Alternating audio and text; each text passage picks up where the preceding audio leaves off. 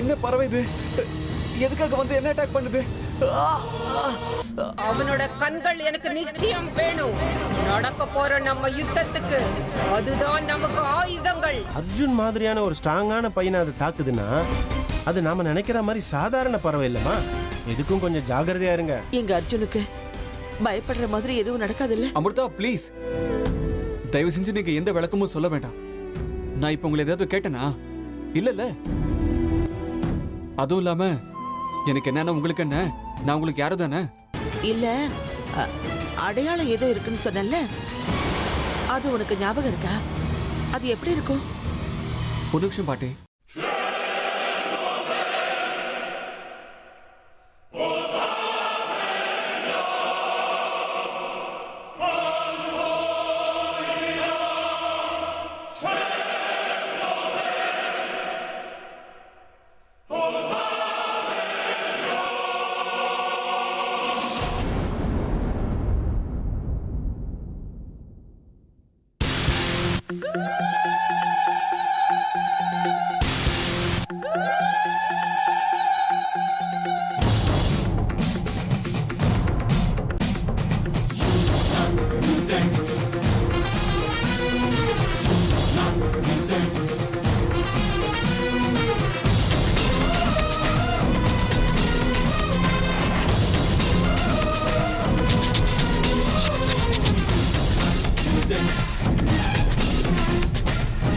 அர்ஜுன், நீ சொல்றதெல்லாம் உண்மைதானப்பா?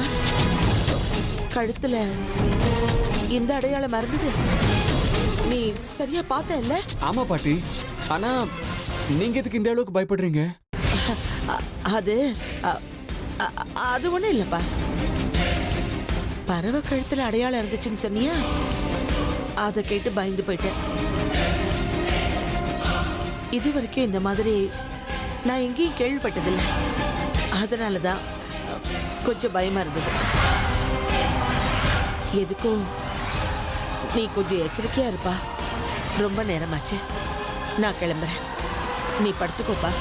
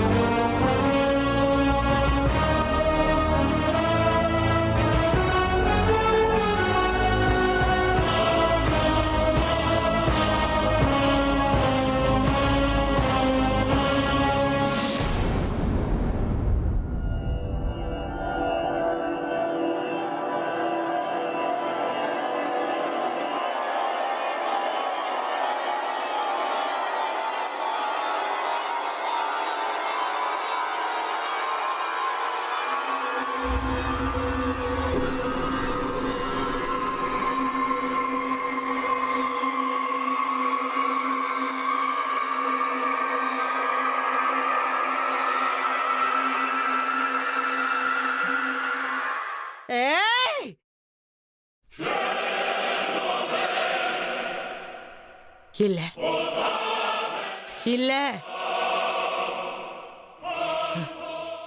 வந்தது அவங்கதானா? இல்ல, வாய்ப்பே இல்ல. இப்படி நடக்க வாய்ப்பே கிடையாது. அவங்களால எப்படி இந்த நேரத்துல வர முடியும்? யாருக்குமே தெரியாத அளவுக்கு 25 வருஷமா ஒளிச்சு வச்சிருந்த அந்த ரகசியம் இப்போ கடைசி நேரத்துல வெளியில வரதுக்கு வாய்ப்பே கிடையாது. ஒரே மாசம், இன்னும் ஒரே ஒரு மாசத்துல அர்ஜுனுக்கு பிறந்த நாள். அதோட அவனுக்கு 25 வயசு பூர்த்தி ஆயிடும். திரிவேணி, அப்போ உன்னோட முழுமையான விளையாட்டை நீ ஆரம்பிக்கணும்.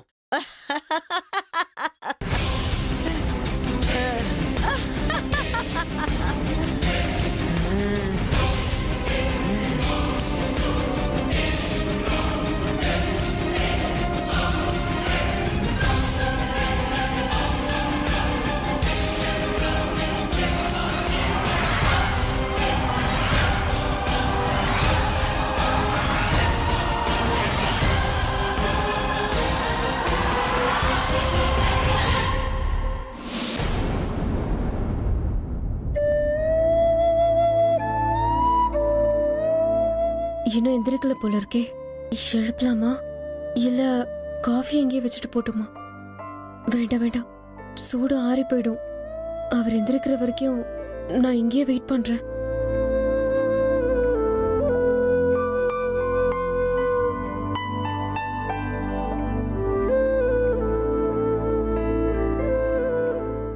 அர்ஜுன், காஃபி கொண்டு வந்திருக்கேன், குடிங்க.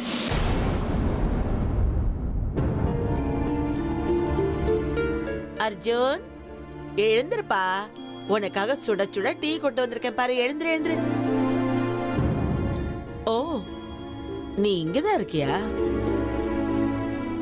காஃபி வேற கொண்டு வந்திருக்க. அது சரி, இனிமே எனக்கு என்ன இங்க வேலை? பாட்டி, இன்னைக்கு நீங்களே உங்க கையால எனக்கு காஃபி கொடுங்க. முகத்து மூடி இருக்கிற போர்வையை எடு. போர்வையை மூடிக்கிட்டே குடிக்க முடியுமா?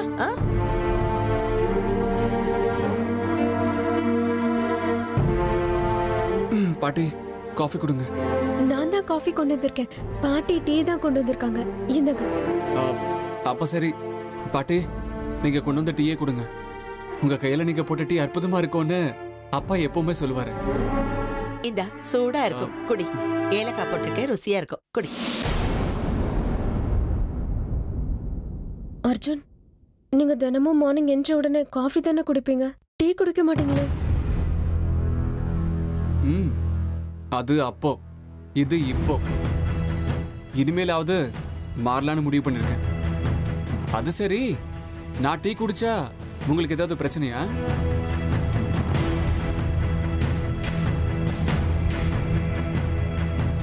பாட்டி, டீ உண்மையிலேயே சூப்பரா இருக்கு பாட்டி.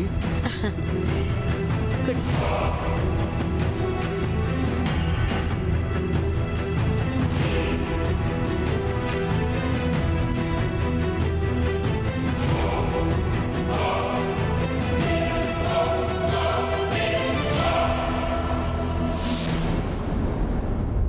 அமிர்தா, அர்ஜுனுக்கு காஃபி கொடுத்துட்டு வரியாமா? ஆமா அத்தை.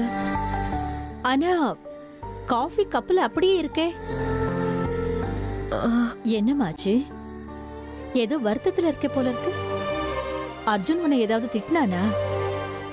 இல்ல அத்தை, அது ஏதோ நினைப்புல அவருக்கு கொண்டு போன காஃபில சக்கரை போட மறந்துட்டேன். அதனால சக்கரை போட்டு கொண்டு வான்னு அனுப்பிட்டேன். ஆனா உன் முகத்துல இருக்கிற வாட்டம் வேற என்னமோ சொல்லுதே. வேற மாதிரினா? அமிர்தா, அர்ஜுனுக்கும் உனக்கும் இடையில ஏதாவது சண்டையாமா? இல்ல அத்தை, அப்படி ஒண்ணும் இல்ல. நாங்க 2 பேரும் நல்லாதான் இருக்கோம். இந்த காஃபி கொஞ்சம் கசப்பா இருந்துச்சு, அவ்வளவுதான். காஃபி கசப்பா இருந்தா பரவாயில்லம்மா, கொஞ்சம் சர்க்கரையை கூட போட்டு இனிப்பாக்கிடலாம்.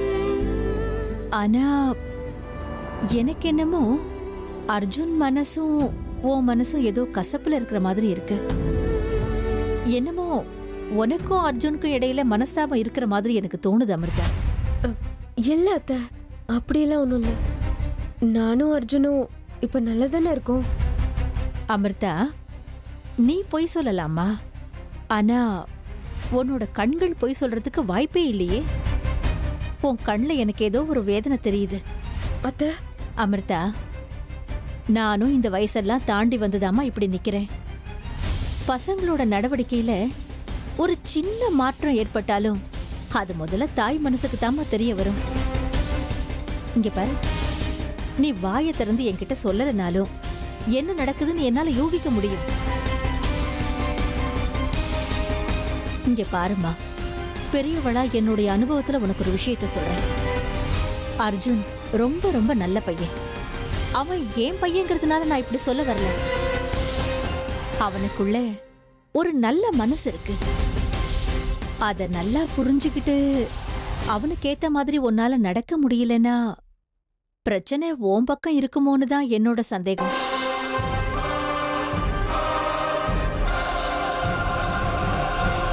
இங்க பாரு அமிர்தா, சம்சாரங்கிற வண்டி ஓடணும்னா 2 சக்கரங்களும் ஒரே பக்கமா தான் ஓடணும். இல்லைன்னு சொன்னா எந்த பக்கமும் ஓட முடியாம குடும்பம் வீணா போயிடும்.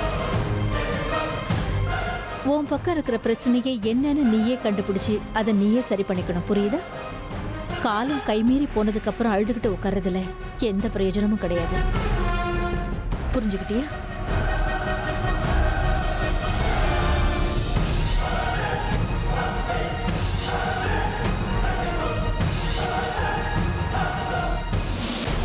பாட்டி, உங்க கையால போட்ட டீ ரொம்ப சூப்பரா இருக்கு. இனி ரெகுலரா காலையில டீயே குடிக்கலாம்னு முடிவு பண்ணிட்டேன். சரி சரி, அது இருக்கட்டும். அடுத்த மாசம் என்ன விசேஷம் சொல்லு. விசேஷமா? ஆ, என்ன பாட்டி, எனக்கு ஞாபகம் வரலையே. லூசு டானி, அத கூட நான் தான் ஞாபகப்படுத்துறேமா. அடுத்த மாசம் உனக்கு பிறந்த நாள். 25 வயசு பூர்த்தி ஆகுது. வாவ், ஆமால. அப்போ சில்வர் ஜூப்ளி வருஷம். நான் சுத்தமா மறந்துட்டேன் பாட்டி. அதனாலதான் ஞாபகப்படுத்துறேன். நீ எதை பத்தியும் கவலைப்படாத. என்னென்னமோ சம்பவம்லாம் நம்ம கையை மீறி நடந்து போச்சு. இனிமே எல்லாம் நல்லபடியா நடக்கும். நீ சீக்கிரம் குணமாயிடுவ. உனக்கு 25 வயசு முடிஞ்சதுக்கு அப்புறம் நம்ம எங்கேயாவது கிளம்பிடலாம். ஆ? என்னது, கிளம்புறதா? எங்க பாட்டி? எங்கேயும் இல்ல. அதாவது உனக்கு 25 வயசு நிறைஞ்சதுக்கு அப்புறம் குன்றத்தூர் முருகர் கோயிலுக்கு வரத நான் வேண்டிக்கிட்டு இருக்கேன்ப்பா. அதான் வேண்டுதலை நிறைவேற்ற போலான்னு சொன்னேன். ஓ, அப்படியா? சரிங்க பாட்டி, உங்க ஆசைப்படியே நடக்கட்டும். எனக்கும் முருகன் கோவில்லாம் ரொம்ப பிடிக்கும். சரி சரி, நீ கொஞ்ச நேரம் படுத்து ரெஸ்ட் எடு. நான் அப்புறமா வரேன். ஆ? ம். குடு.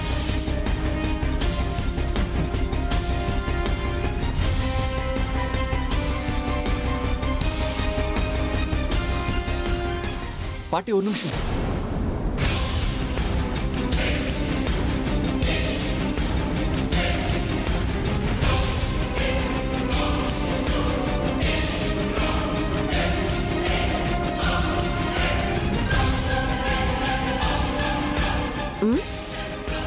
அது என்ன பாட்டி, உங்க கழுத்துல இருக்கிற அடையாளம்? என்ன அடையாளம்? அதான் பாட்டி, உல்டா யூ மார்க் அடையாளம். உங்க பின் கழுத்துல இருக்கு பாருங்க, அது.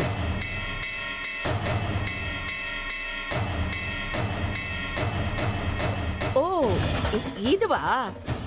அது நான் பிறந்ததுல இருந்தே இருக்கு. அது ஒரு மாதிரி மச்சம். அதுக்கே நீ இவ்வளவு பயந்து போற? அதுவா பாட்டி, என்ன அட்டாக் பண்றதுக்கு ஒரு பறவை வந்துச்சுன்னு சொன்னல, அது கழுத்து பின்னாடி.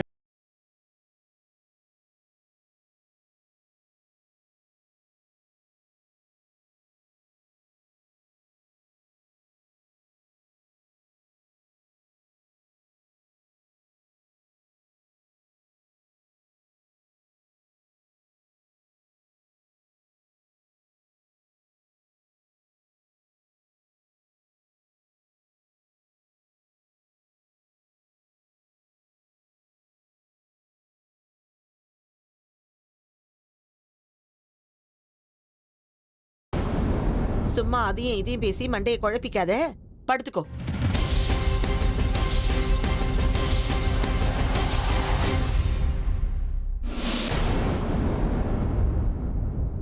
பாட்டி கிட்ட ஏதோ ஒரு ரகசியம் இருக்கு. இவங்க நடவடிக்கைலாம் ரொம்ப விசித்திரமா இருக்கு. அது என்னங்கிறது கண்டுபிடிச்சாகணும். மொத்தத்துல தெய்வம் நம்ம வீட்லயே இருக்கிறதுன்னு முடிவாயிடுச்சு. இதை விட வேற என்ன சந்தோஷம் வேணும் சொல்லுங்க? ஆமாமா, பார்க்க எவ்வளவு லட்சணமா இருக்கு பாருங்களா. பார்க்கும்போது மனசுக்குள்ள ஒரு மாதிரி அமைதி கிடைக்குது. ஆமா கர்ணா, அந்த ஆண்டவன் நம்ம கிட்ட எப்போ எந்த உருவத்துல வருவான்னு யாராலையும் சொல்ல முடியாதுன்னு சொல்லுவாங்க. சரி சரி, போதும். நாளைக்கு தேவையான எல்லா ஏற்பாடுகளையும் பண்ணியாச்சா? ஒவ்வொன்றும் ரொம்ப விசேஷமா இருக்கணும் கருணா. ஆமாமா, மார்க்கெட்டுக்கு நானே நேரடியா போய் எல்லாத்தையும் வாங்கிட்டு வந்து எல்லா ஏற்பாடுகளையும் செஞ்சுட்டேன். ஏங்க இப்ப எதுக்கு போய் சொல்றீங்க? உங்க கூட நானும் தானே மார்க்கெட்டுக்கு வந்தேன். அத்தை, நாளைக்கு தேவையான ஏற்பாடெல்லாம் நான் தான் பண்ணிருக்கேன். பாத்துக்கிட்டே இருங்க, பூஜை எப்படி சூப்பரா இருக்க போகுது. சரிம்மா சரி, எல்லா ஏற்பாடையும் நீயே பண்ணிருக்கிறேங்கிறப்போ கேட்கணுமா? ரொம்ப நல்லதா இருக்கும், விடு. பூஜை எவ்வளவு பிரமாதமா நடக்க போகுதுன்னு பாருங்கம்மா. என்ன பூஜையை பத்தி பேசுறீங்க எல்லாரும்? என்னத்தை இப்படி கேக்குறீங்க? நாளைக்கு தானே சிவலிங்கத்தை பிரதிஷ்டை பண்ணணும்னு சொல்லிக்கிட்டு இருந்தீங்க. நாளைக்கு எந்த பூஜையும் நடக்க போறதில்ல.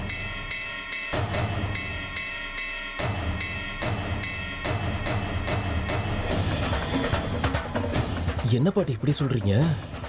பூஜை நடக்க போறது இல்லைன்னா என்ன அர்த்தம்? நடக்க போறது இல்லைன்னா நாளைக்கு நடக்க போறது இல்லைன்னு அர்த்தம். அதைத்தான் ஏன்னு கேக்குறோம். பூஜைக்கு என்ன அவசரம்? எப்படி சிவலிங்கம் இங்கே தானே இருக்க போகுது. இன்னொரு நாள் பண்ணிக்கிட்டா போச்சு. அம்மா, நீங்களா இப்படி பேசுறீங்க? வாங்க, நல்ல நேரத்துல தான் வந்திருக்கீங்க. அத்தைய பாருங்க, நாளைக்கு பூஜை வேண்டான்னு சொல்றாங்க. என்னம்மா, நாளைக்கு பூஜை பண்ண நல்ல நாள்னு புரோகிதர் சொல்லிருக்காருல. நீ சும்மா இருக்கியா? இந்த மாதிரி 1000 நல்ல நாள் வரும் போகும். என்னைக்காவது ஒரு நாள் செஞ்சா கிடக்கு. அத்தை, கடவுள் பூஜை புனஸ்காரம்னா எவ்வளவு பயபக்தியோட இருக்கிறவங்க நீங்க. சாஸ்திர சம்பிரதாயம் பொறுத்த வரைக்கும் கொஞ்சம் அப்படி இப்படி இருந்தா கூட நீங்க ஒத்துக்க மாட்டீங்க. அப்படிப்பட்ட நீங்க தெய்வத்தை பத்தி இப்படி பேசுறீங்களே. ஆமாம்மா, எனக்கு இது சரியா படலையே. நாளைக்கு பிரதிஷ்டார்ப்பணம் பண்றது நல்லதுன்னு நாங்க எல்லாரும் அபிப்பிராயப்படுறோம். ஆமாமா, புரோகிதர் நாளைக்கே பூஜை பண்ணணும்னு சொல்லியிருக்காருன்னா அவர் ஏதோ ஒரு காரணத்தினால தானே அப்படி சொல்லியிருக்கணும். நாம எதுக்காக அதை மாத்தணும்? இல்ல அத்தை, இது நிச்சயமா நீங்க இல்ல. நீங்க இந்த மாதிரி பேசுறதுக்கு வாய்ப்பே இல்ல.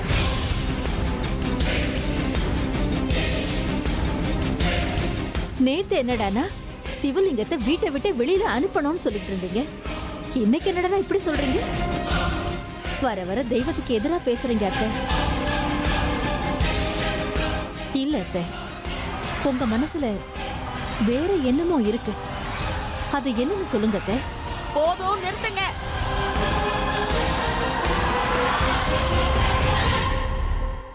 எல்லாரும் பேசி முடிச்சாச்சா? இப்ப என்ன? நாளைக்கே பூஜை நடக்கணும், அவ்வளவுதானே? என்ன வேணும்னாலும் பண்ணிக்கோங்க. இன்னும் கொஞ்ச நேரத்துல பாபா வருவார். எல்லா ஏற்பாடுகளும் பண்ணிக்கோங்க.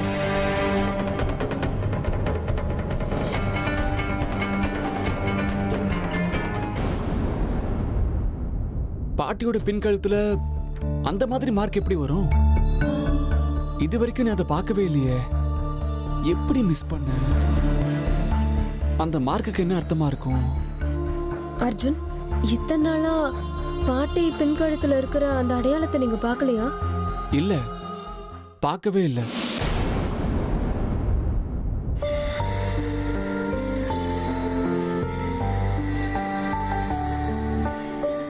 எனக்கு உங்ககிட்ட பேச விருப்பமே இல்லைங்க. சும்மா ஏதாவது சாக்கு சொல்லிக்கிட்டு என்கிட்ட பேச ட்ரை பண்ணாதீங்க. இங்க பாருங்க, அன்னைக்கு ராத்திரி நான் அப்படி நடந்துக்கிட்டதால நீங்க ரொம்ப வருத்தத்துல இருக்கீங்கன்னு எனக்கு தெரியும். ஆனா நான் வேணும்னே அன்னைக்கு அந்த மாதிரி பண்ணல. சொன்னேன்ல, அந்த நிமிஷம் நான் ரொம்ப பயந்து போயிட்டேன். அவ்வளவு பெரிய பறவையை பார்த்ததும் என்ன பண்ணும் தெரியாம பயந்துட்டேன். அவ்வளவுதானே தவிர உங்களுக்கு உதவி செய்யக்கூடாதுங்கிற எண்ணம் எல்லாம் நிச்சயமா என் மனசுல இல்ல. ஆனா அன்னைக்கு என் இடத்துல நீங்க இருந்து உங்க இடத்துல நான் இருந்திருந்தா என் உயிரை பணைய வச்சாவது நான் உங்களை காப்பாத்திருப்பேன். அது அது நான் உங்க மேல வச்சிருக்கிற காதல். எனக்கு என்னன்னாலும் பரவாயில்ல, நான் காதலிச்சவங்க நல்லா இருக்கணுங்கிறது தான் என்னோட எண்ணம். ஆனா அதே மாதிரி காதல் உங்ககிட்ட எனக்கு கிடைக்கல, அவ்வளவுதான். அது உங்ககிட்ட எதிர்பார்த்தது என்னோட தப்பு தான்.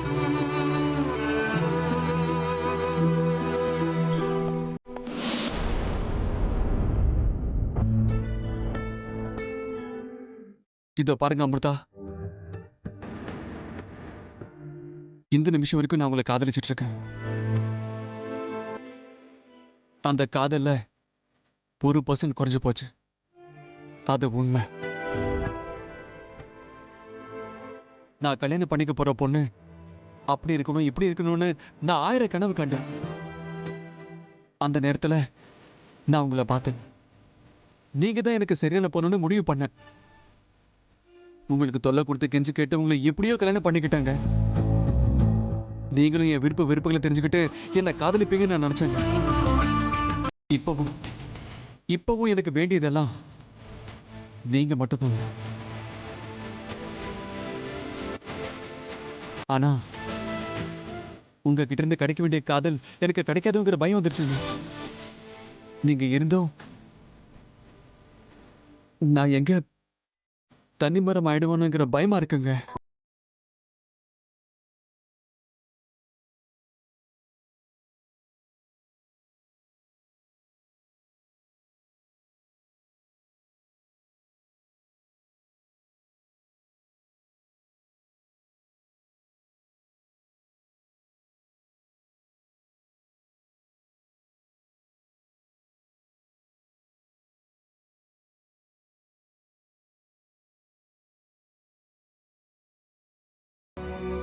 நான் எங்க தனிமரம் ஆயிடுவோனுங்கிற பயமா இருக்குங்க.